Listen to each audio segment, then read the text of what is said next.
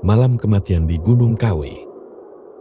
Di sebuah desa terpencil di tanah Jawa, tepat di kaki Gunung Kawi yang angker, terdapat cerita horor yang telah melingkupi penduduk setempat. Desa itu, meskipun tenang di siang hari, berubah menjadi tempat yang gelap dan misterius begitu senja tiba. Konon, malam-malam tertentu, arwah-arwah penasaran muncul dari alam baka untuk menghantui siapapun yang mencoba mengeksplorasi kegelapan malam.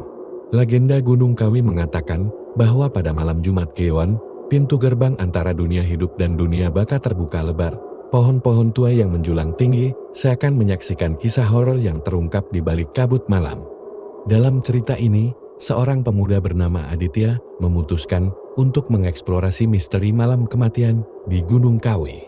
Aditya, seorang pekerja kantoran yang skeptis terhadap cerita-cerita gaib, mendengar desas-desus tentang kemunculan arwah di Gunung Kawi. Namun, rasa penasaran yang tumbuh di dalam dirinya melampaui ketidakpercayaannya. Pada malam Jumat Kliwon yang kelam, dia memutuskan untuk mencari tahu kebenaran di balik legenda yang menghantui desanya.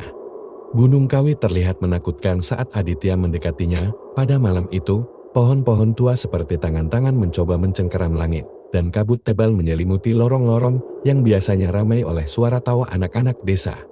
Aditya hanya membawa sebuah senter dan keberanian yang luntur, berjalan melewati pintu gerbang yang konon memisahkan dunia ini dengan alam baka.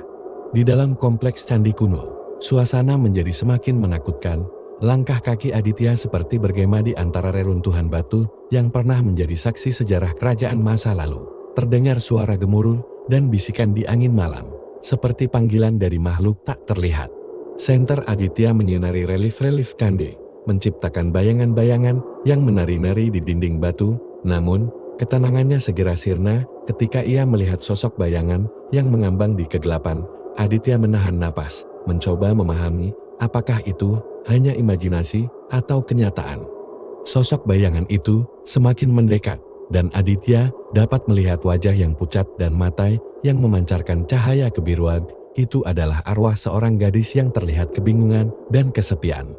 Gadis itu, yang bernama Sari, menceritakan kisah tragisnya yang berakhir dengan kematian yang tak terduga di Gunung Kawi.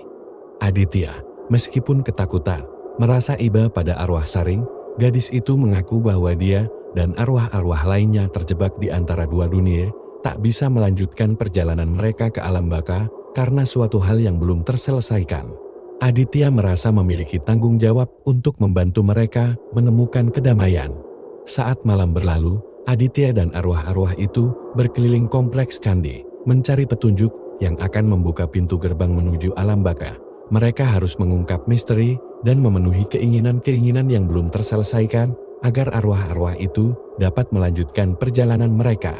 Setelah malam yang penuh ketegangan, matahari mulai menyingsing di ufuk timur. Pintu gerbang yang tadi malam terbuka lebar, kini perlahan-lahan tertutup.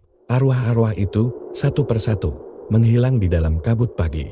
Sari, dengan senyum syukur, mengucapkan terima kasih pada Aditya sebelum mengikuti arwah-arwah lainnya. Aditya, meskipun lelah dan penuh ketakutan, merasa lega. Dia telah membantu arwah-arwah yang terjebak, membawa kedamaian pada malam yang penuh misteri di Gunung Kawi. Namun, legenda tetap hidup, dan desa itu tetap dihantui oleh cerita horor malam Jumat Kliwon yang tak terlupakan. Pengabdi malam di Keraton Setan. Di tengah hutan yang rimbun dan tersembunyi di pedalaman tanah Jawa, terdapat sebuah keraton tua yang dikenal sebagai Keraton Setan. Cerita ini bermula pada malam yang gelap dan hening di desa terdekat. Tempat legenda mengenai keraton tersebut tersebar di antara penduduk yang hidup dalam ketakutan. Malam itu, seorang pemuda bernama Dharma dari desa sebelah merasa tertantang untuk membuktikan keberanian dan menghilangkan ketakutannya terhadap legenda yang selalu mencekam pikirannya. Menurut cerita yang beredar, Keraton Setan adalah tempat yang dihuni oleh makhluk-makhluk gaib dan hantu-hantu jelmaan arwah yang tak tenang. Dharma memutuskan untuk melakukan perjalanan ke hutan gelap menuju Keraton Setan bersama temannya, Aris. Keduanya membawa obor yang menyala redup sebagai satu-satunya sumber cahaya di tengah kegelapan malam yang menyeramkan. Hutan yang penuh dengan suara serangga dan desiran angin memberikan nuansa mistis yang semakin memperkuat keyakinan bahwa malam itu tidak seperti malam biasa. Setelah perjalanan yang melelahkan, Dharma dan Arif akhirnya tiba di depan pintu gerbang keraton. Pintu itu terbuka sendiri begitu mereka mendekat, mengeluarkan suara berat yang seolah-olah menggemakan kehadiran makhluk-makhluk tak kasat mata di dalamnya. Namun, rasa ingin tahu mereka membawa mereka masuk lebih dalam ke dalam gelapnya keraton itu. Dalam perjalanan mereka, Dharma dan Arif merasakan udara semakin dingin, dan kehadiran roh-roh penjaga keraton mulai terasa. Rumah-rumah tua dengan pintu-pintu yang parau dan jendela-jendela yang gelap memancarkan aura mistis yang membuat bulu kuduk mereka berdiri. Mereka terus berjalan di koridor yang gelap, mengikuti suara langkah kaki yang terdengar dari arah yang tak terlihat. Tiba-tiba, suasana berubah. Mereka berada di ruang utama keraton yang luas, penuh dengan ornamen kuno dan ukiran yang aneh. Di tengah ruangan, duduk seorang tokoh berpakaian tradisional Jawa yang begitu megah. Beliau adalah Ratu Ilmu Hitam yang konon memerintah keraton setan dan memiliki kekuatan gaib yang mengerikan. Ratu Ilmu Hitam memberikan sambutan yang tak biasa. Suara beliau bergema di seluruh keraton, membuat Dharma dan Arif merasa terhanyut dalam pesona magis yang tak terlukiskan. Ratu tersebut mengungkapkan bahwa mereka telah dipilih untuk menjadi pengabdi malam, pengikut setia yang akan melayani keraton setan selamanya. Dharma dan Arif terpukau dan ketakutan, berusaha untuk melarikan diri, namun setiap pintu yang mereka lewati membawa mereka ke koridor yang sama, seolah-olah keraton itu memiliki kekuatan untuk mengubah ruang dan waktu. Di setiap tikungan, bayangan-bayangan mengerikan muncul, mengiringi mereka dengan tarian yang tak terlihat. Ratu Ilmu Hitam akhirnya menawarkan kesetiaan mereka dengan kekuatan gaib. Dalam sekejap, Dharma dan Arif merasakan tubuh mereka menjadi ringan, dan kegelapan malam yang menyelimuti keraton itu seolah menjadi bagian dari diri mereka. Mereka telah diubah menjadi pengabdi malam, makhluk yang berada di antara dunia hidup dan baka. Dharma dan Arif, meskipun memiliki kekuatan gaib, menyadari bahwa harga yang mereka bayar sangat besar. Mereka tidak lagi dapat kembali ke dunia manusia, terjebak di antara kengerian dan pesona keraton setan. Malam-malam selanjutnya, penduduk desa sekitar mulai mendengar suara-suara aneh dan melihat bayangan-bayangan misterius di hutan gelap. Sejak saat itu, cerita mengenai pengabdi malam di keraton setan tersebar di antara penduduk desa, meninggalkan ketakutan dan kecurigaan terhadap malam yang gelap dan hutan yang menyembunyikan rahasia tak terungkap. Legenda keraton setan terus hidup, dan keberanian Dharma dan Arif yang terusik menjadi satu dengan kegelapan yang abadi di antara reruntuhan keraton tua tersebut. Rahasia terlarang di puncak Merapi. Di lereng puncak Merapi yang angker, terdapat sebuah kampung kecil yang terisolasi dari dunia luar. Kampung tersebut bernama Parangtritis, dihantui oleh sebuah rahasia terlarang yang telah diwariskan dari generasi ke generasi. Cerita ini dimulai pada malam yang gelap dan penuh misteri di dalam hutan belantara, ketika bayangan dan bisikan gaib berkeliaran di sekitar. Seorang wanita muda bernama Sari, keturunan dari keluarga paling tua di kampung, merasa terpanggil oleh keingintahuannya yang kuat terhadap rahasia yang selama ini menjadi tabu di kalangan penduduk Parangtritis. Keturunan keluarga ini diyakini memiliki hubungan khusus dengan makhluk-makhluk gaib yang mendiami hutan, namun Sari tidak pernah memahami sepenuhnya makna di balik ikatan tersebut. Suatu malam yang penuh dengan aura misterius, Sari memutuskan untuk menjelajahi hutan yang lebat dengan api obor yang berkelebat. Langkah kakinya melewati pepohonan rindang yang menyisakan bayangan-bayangan menyeramkan. Penduduk kampung telah memberi peringatan untuk tidak mengungkit rahasia lama, namun rasa ingin tahunya membawa Sari lebih dalam ke dalam kegelapan. Setelah berjalan beberapa lama, Sari tiba di suatu tempat yang berbeda dari yang pernah ia kunjungi sebelumnya. Di tengah hutan, dia menemukan lapangan terbuka yang dipenuhi dengan bunga-bunga yang tak pernah dilihatnya sebelumnya. Di pusat lapangan, ada batu altar kuno yang memancarkan aura mistis. Tanpa disadari, Sari tiba-tiba dihadapkan pada keberadaan makhluk-makhluk gaib yang menghuni hutan. Mereka, yang disebut sebagai Wong Samodro, adalah roh-roh penjaga hutan yang bersedia berkomunikasi dengan Sari. Wong Samodro menjelaskan bahwa keluarganya memiliki tugas untuk menjaga keseimbangan antara dunia manusia dan dunia gaib. Sari semakin penasaran, meminta untuk mengetahui rahasia sebenarnya yang selama ini dijaga ketat oleh keluarganya. Wong Samodro pun mulai menceritakan kisah kelam yang telah terjadi ratusan tahun lalu. Pada masa lalu, seorang leluhur keluarga Sari bernama Raden Supono melakukan perjanjian terlarang dengan makhluk gaib untuk mendapatkan kekuatan supranatural. Perjanjian itu membuat keturunan Raden Supono menjadi penjaga hutan, bertanggung jawab menjaga keseimbangan, dan mempertahankan kesepakatan tersebut. Namun, di dalam rahasia itu terkandung harga yang mahal, yaitu kehilangan sebagian dari diri manusiawi mereka dan menjadi terkutuk untuk selamanya. Sari terguncang mendengar kisah tersebut, menyadari bahwa ia memiliki tanggung jawab untuk memecahkan kutukan tersebut dan membawa perdamaian kepada keluarganya. Wong Samodro memberinya petunjuk untuk menemukan batu permata sakral yang dapat menghentikan kutukan yang tersembunyi di dalam gua yang penuh dengan ujian dan rintangan. Sari, didampingi oleh Wong Samodro, memulai perjalanan sulitnya menuju gua tersembunyi di dalam gua yang gelap dan berliku. Mereka dihadapkan pada makhluk-makhluk gaib penjaga yang mencoba menghalangi mereka. Sari, dengan tekad dan keberanian, berhasil melewati ujian tersebut dan mencapai bagian terdalam gua. Di sana, di balik air terjun yang mistis, Sari menemukan batu permata sakral yang berkilauan. Saat ia menyentuhnya, kilatan cahaya memenuhi gua, dan suara angin malam yang mendalam menggema. Wong Samodro menyampaikan terima kasih kepada Sari, dan ia merasakan beban kutukan yang terangkat dari pundaknya. Pada saat yang bersamaan, penduduk kampung merasakan getaran mistis yang melanda Parangtritis. Keseimbangan antara dunia manusia dan dunia gaib telah pulih. Sari, dihormati oleh Wong Samodro, kembali ke kampung dengan membawa batu permata sakral sebagai tanda perdamaian dan keberanian yang luar biasa. Namun, Sari sadar bahwa rahasia yang terungkap itu membutuhkan kebijaksanaan dan tanggung jawab besar. Ia harus membantu kampungnya untuk hidup berdampingan dengan makhluk-makhluk gaib tanpa mengulangi kesalahan masa lalu. Dengan demikian, Parangtritis kembali kepada kedamaian, dan cerita tentang malam misterius di puncak Merapi menjadi bagian tak terpisahkan dari sejarah yang diabadikan oleh keturunan keluarga Sari. Bisikan kuntilanak di pesarian Bangsal. Di sebuah desa kecil di tanah Jawa, terletak sebuah pesarian tua yang dikenal dengan sebutan Bangsal. Bangsal itu memiliki cerita mistis yang telah tersebar di kalangan penduduk setempat selama berabad-abad.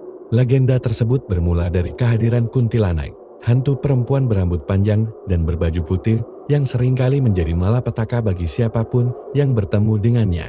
Cerita dimulai dengan seorang pemuda bernama Budi yang baru saja kembali ke desanya setelah menyelesaikan studi di kota besar. Ia memutuskan untuk tinggal sementara di rumah kakaknya yang terletak tak jauh dari pesarian Bangsal. Meski sudah sering mendengar cerita-cerita mistis seputar Bangsal, Budi tidak percaya akan keberadaan kuntilanak atau hantu-hantu lainnya. Suatu malam, Budi mendengar bisikan-bisikan lembut yang datang dari arah pesarian. Terdengar suara perempuan yang memanggil namanya dengan lirih. Meskipun awalnya merasa ragu, rasa penasaran Budi membuatnya melangkah menuju pesarian Bangsal. Langkah kakinya terasa berat, dan udara di sekitarnya seakan membeku. Ketika Budi tiba di depan pesarian, ia melihat bayangan seorang wanita berambut panjang dan berbaju putih. Berdiri di balik jendela itu adalah kuntilanak, hantu yang selama ini menjadi kisah menakutkan di desa tersebut. Namun, yang membuat Budi terkejut, kuntilanak itu tidak tampak menyeramkan.